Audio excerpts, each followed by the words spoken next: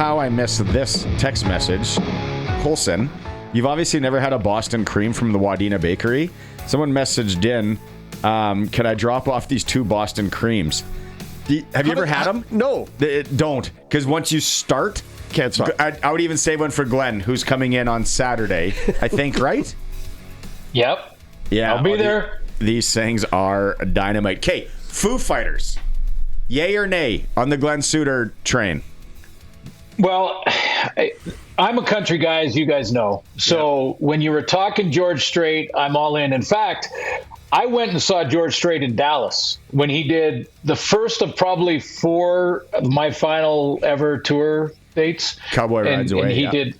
Yeah, he did. And then he's, he's still going. So anyway, loved it. And if it was George, Foo Fighters, though, everybody that I talk to, usually a little bit younger demographic than me, love this band. Absolutely love this band. Mm-hmm. So I would be like you, Barney. I'd be sitting in there. I'd go, I got to go because I've heard so much about it. I know that I will recognize 5 or 6 songs for sure. And I'll sit up in the top deck and I'll enjoy it. And I'll just, soak it in and watch the young people go crazy. And that's the way I would approach a Foo Fighters. But here's a question. Why don't bands, no matter how big they are, why don't they give carte blanche to every radio station, everybody out there, no matter what programming you're doing, to play their music after the announcement in that city? So you announce you're playing Regina, any group, including ours right here, we could play any Foo Fighters song as an intro or what do we want? We do it all the way up to the concert. YouTube. It's right, Colson? Probably. It's YouTube that would flag it. We own, like, our sister stations have it, so I don't know the legalities and all that. Not been one to totally follow rules, so who gives a rip? But well, I'm being honest. I think for this show, it's the YouTube hook. But you know what, Glenn? What a great idea! They have a lot of good songs. I was thinking 5 or 6 as well. It's probably closer to 10. Yeah, there's a lot of earworms in there. I can enjoy that, and again, I don't want to be the pigeon that's like, we never have any concerts coming to the. And to Sharky, to your point in hour 1, there's only so many groups that are touring stadium shows. You just can't plop. And I said Gord Bamford, but you just can't plop, a whatever band, 3 Days Grace in Mosaic Stadium. It's not going to work. Yeah, so you'd have to bring a lot of other bands with. There's only so many, and then when they're touring, their stage setup, their lighting setup, all that is only for stadiums. And another reason why I think it's the noise bylaw, but also McMahon Stadium was also very difficult to set up a concert in, I heard. No, that's the Saddle Dome. Some of the lighting in the Saddle Dome because how the roof. The silly roof. Yeah. Mm-hmm. Okay. Mm-hmm. Well, gentlemen, and the other thing is, Sharky, like the just live music, like seeing a band live is so cool. I mean, when my son was in Nashville and he was in school, like he was in class, but I'm sitting there going, okay, so what am I going to do now? It's the off season. I'm in Nashville in our place. I went down to Broadway and went band to band to band. Yeah. And I would spend 8 hours out there just listening to live music and a great guitar solo. Yeah. Robert's Western World, one of my favorites on Broadway. It's one of the older ones, small. And you just go with a mitt full of 10s or 20s, because then they come around with their bucket and you tip them so they play. You can request a song sometimes. Hey, can you play Daydreams About Night Things from Ronnie Millsap? Because that guy never played it when I saw him in Country Thunder.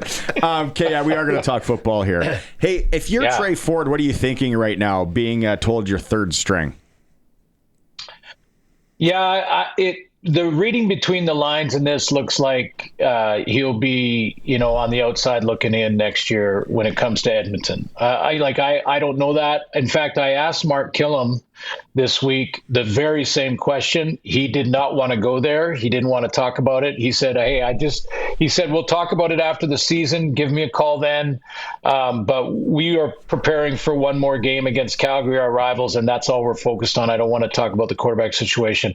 So then I said, well, do you want Cody back? Like if in a perfect world, would you get Cody to return? His answer to that was, Cody and I think the same way. I think we both sort of attack the game with a chip on our shoulder. I think there's a lot of chemistry between the two of us. He's my kind of guy. And then now I take those conversations and I read between the lines in those when it comes to Tre Ford. And then I look at the depth chart and I go, okay, it looks like they're moving on. He would have to have restructured anyway if they brought Cody back or whomever they want to be the starter. They would have to restructured his contract. Unfortunately for Tre, he's going to start again at the bottom of the mountain, try to climb up to become a starter again. Hopefully he's learned a ton from Cody this year. But if I were a betting man, I would say Tre Ford's on a different team next year. That's probably the easiest hot take bet you could throw out there right now. I mean, you're saying read between the lines, but those are pretty big spaces between the lines to read the words. It's not micro print in there. He's gone. He gone. What team? Yeah. I don't know where. Because there isn't a spot right now that I look and go, that quarterback position's wide open, right? But is he going to be thrust in again as a starter somewhere? No. So Calgary, backup, like I said, maybe a poor man's Vernon. Yeah, I mean, Calgary, you got to admit, their backup situation wasn't that great this year. Not very sexy. No. So, yeah, be a good move. PJ Walker got hurt. PJ Walker got hurt in Calgary, so, they're always not. A spot. Always a seat in Toronto because they've gone through like 14 quarterbacks again this year. Well, I mean, is Drew Brown a franchise player? I mean, I think Ottawa's got to look at not giving up on Drew Brown. I really like him, but he has trouble staying on the field. I mean, that's got to be something they consider. So they're going to have to look at that. And I don't think, like to your guys' point, that any team in the league is going to bring Tre in as the starting quarterback and give him starting money and then that's not going to happen. That's what I mean. He's back at the bottom of the mountain now. But what he can be is the competition on a team like, let's say, what if Zach retires at the end of this season? Yeah. That's what you said. Yeah. That's a spot for him to look at for sure. Mm-hmm. Yeah. And so what if you bring him in to bring competition and a different look with Drew Brown and Dustin Crum in Ottawa? Yeah. And Dustin Crum is sort of a similar type of approach to the game as Tre has in his running ability. Yep. I mean, I think Tre is a unicorn when it comes to escapability, but they are similar. Let's get into the out skis for the Riders. Can you go there? I don't want. You want to do that? Or where do you want to go first? Lawther being out, that brings in the American kicker. What does that do ratio wise? How does that end up? Well, you throw up the chart for him, Colson, maybe, so we can see. Yeah, it is. Yeah, there's a lot of outs on that, and I think that I was flying and wasn't able to get on the call with Coach today because today would be our Zoom calls. So full confession there, but my question to Coach would have been not who's playing this weekend, but who's going to be ready and playing in the West Final. And I know that's a bit of a guess because you never know with injuries, but you should be able to get a fairly good idea. How many of those outs will be available in 2 weeks? And I think that's the bigger question. Coach Mays ain't going to tell you that. No, he's not going to give you that. Going, dang, you know what? We're going to wait and see. We're going to try and go one. We're going to try and go 1-0 this week. That's it. Coach Mays ain't giving us anything close to the chest vest. Hey, game of the week for me this week is Alouettes Bombers because they're going to rematch next week. Likely rematch next week. I can't see the Red Blacks beating the Tiger Cats and letting the Owls get ahead.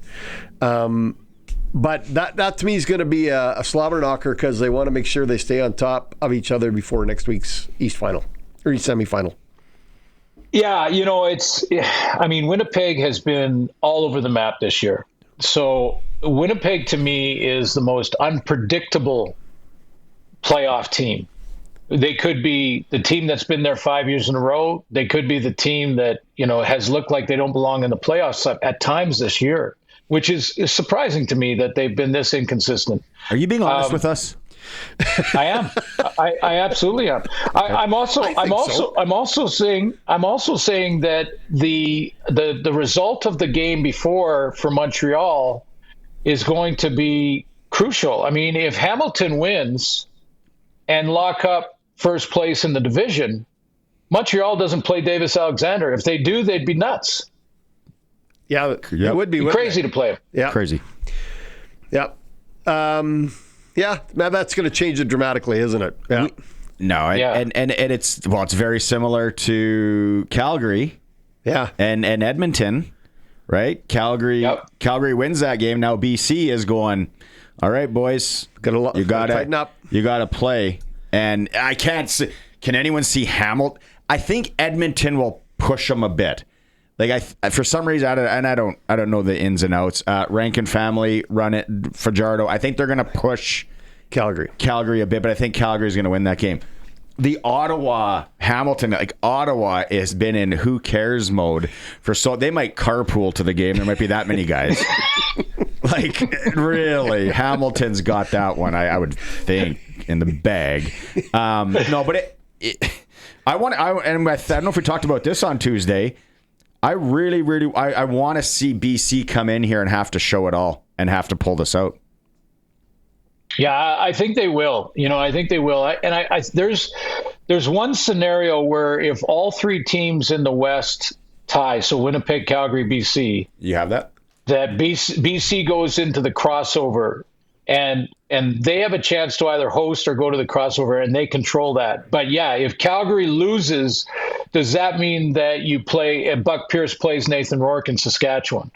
Because if Calgary loses, then BC has the home field game in the semi. So if Calgary wins, it changes. It does, man. Yeah. Look at that top right if you're watching the stream, and if you're not, we can paint the picture for you. Calgary wins. Okay, it's all good. BC comes in here and loses, and then Winnipeg wins. BC's got to go play Montreal or got to go to the East. And it's kind of people are forgetting about that little nugget. Isn't that exactly? And that's why I think guys this week Buck Pierce has basically told his team we're playing. So don't look at the other scores. Don't even worry about it. We're playing our guys. We're going. It seemed to me super matter of fact for him in every interview I saw this week of him. Can they get Tre Ford in the lineup this weekend? You guys know how Canadiana I am, and I'm cheering for Tre to find a landing spot. If it's not Edmonton again, I think Cody's going to have a long conversation with his family, but he believes he has lots of great football left in him, and so do I. And Mark Killam wants him back. I'm going to ask Luke Mullender this tomorrow as well, but is there one of those injuries or one of the guys that are out, maybe they've been out for a few weeks, for the Riders, Glenn, that concerns you? Receivers, both Dante and Keyshawn, and with Robustelli's as well, you start to cut into the depth there. I know the Riders have great depth at the receiving core, but that's concern. I don't know this Tommy Stevens for me. Tommy Stevens for me. Tommy Stevens is a big one too. Yeah, I'll give you that. Roland Milligan. Roland Milligan would be my next one. Yeah. And I'm just going through and let's be honest, depending on what Michael Hughes does in this final game. Yeah. Oh boy. Brett Lowther's injury is going to be massive. If he's having problems and Michael Hughes doesn't take care of business, yikes. that situation hasn't improved. If that's the scenario. Yeah. What if Michael Hughes comes in and they put him out to boot some 56, 57s and he's right down the stripe, just nails it? Are we sitting here next week going, like this Hughes kid? Let's see him play. What a great opportunity for Michael Hughes. Yeah. And here's what Corey Mace's answer will be to that, Barney. It's going to be, I'll tell you what, guys, it's a good problem to have when we have to make a decision between a guy I believe in Brett Lowther, and a brand new guy who had a really good game. You went to the Corey Mace School of Speeches, didn't you? I love it. Dang. Yeah, I got all his quotes down. I know them all. I can do them all. He get 1,000. This fried chicken that he's bringing in. Yeah, maybe in the off season. Hey, John Mace, can you tell your son to bring us in some of this fried chicken in the off season to the Sports Cage studio, because it's supposed to be off the charts. Hey, two quick things. I know we got to go quick, but two quick things. AJ Allen's nomination, awesome. Glad that he's getting some recognition. Yeah. Way to go there. And also on Corey Mace, I just did the ballot, looked at the ballot, and Corey Mace's name is on Coach of the Year. I'll just leave it at that. I won't say exactly who I voted for, but Corey Mace's name is on that ballot. Good choice. Okay, let me know. Shoot me a text for. I know I owe you a soup, Banya, because of our bet. So shoot me a message Saturday morning, or if you want to get together before the game at some point. Last question. Do I have to give you an Armani suit? Do I have to give you a?